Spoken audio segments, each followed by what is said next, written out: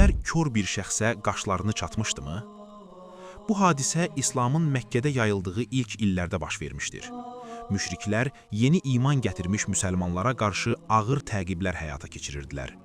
Belə bir vaxtda Allahın elçisi Muhammed sallallahu aleyhi və alihi və səlləm Qüreyş qəbiləsinin başçıları ilə, o cümlədən Əbu Cəhil və başqaları ilə görüşərək onlara İslamın ismarıcını çatdırmaq, heç olmasa zəif müsəlmanlara qarşı düşmən münasibətlərini dayandırmalarını istəmək qərarına gəlmişdi. Söhbət əsnasında kör bir səhabə olan Abdullah ibn Ümmü Məktum məclisə yaxınlaşdı. O, Peyğəmbərə bəzi suallar vermək istəyirdi və bir neçə dəfə sözünü deməyə çalışdı. Eşidilmədiyini və diqqət yetirilmədiyini gördükdə suallarını təkrar etdi. Nəticədə məclisdə olanlardan biri qaşlarını çatdı və ondan üz döndərdi. Bu hadisə ilə bağlı Quran-ı Kərimdə Əbəsə surəsi nazil oldu. Surənin əvvəlində belə buyulur: qaşlarını çatdı və üz döndərdi. O, kör yanına gəldiyinə görə. Sən nə bilirsən? Bəlkə də o paklanacaqdır.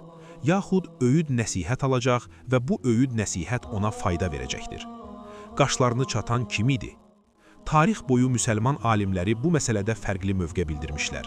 Bir çox sünni alimləri surədə məzəmmət olunan şəxsin Peyğəmbər olduğunu qeyd etmişlər. Şiə alimləri isə qəti şəkildə bildirmişlər ki, bu ayələr Peyğəmbərə aid ola bilməz. Onların nəzərinə görə qaşlarını çatan şəxs müşriklərdən biri idi. İmam Sadiq əleyhissalama aid edilən bir rəvayətdə həmin şəxsin Bəni Üməyyədən olduğu bildirilir. O, Abdullah ibn Ümmü Məktumun Peyğəmbərə yaxınlaşdığını və sual vermək istədiyini gördükdə narazılıqla qaşlarını çatmış və ondan üz çevirmişdi.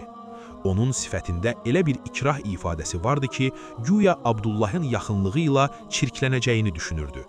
Bu baxımdan ayələr həmin təkəbbürlü və özünü üstün sayan müşriki məzəmmət etmişdir. Şiə mövqeyinin əsaslandırılması. Şiə alimləri bildirirlər ki, Quranda və mötəbər rəvayətlərdə Peyğəmbərin yüksək əxlaqi keyfiyyətlərə malik olduğu açıq şəkildə bəyan edilir. Onun əsas vəzifələrindən biri bəşəriyyətin əxlaqını kamilləşdirmək idi. Belə olan halda insanlara əxlaq dərsi vermək və bu sahədə nümunə olmaq üçün Allah tərəfindən seçilmiş bir şəxsin sadəcə sual vermək istəyən kör bir möminə qarşı səbirsizlik göstərərək qaşlarını çatması necə təsəvvür oluna bilər?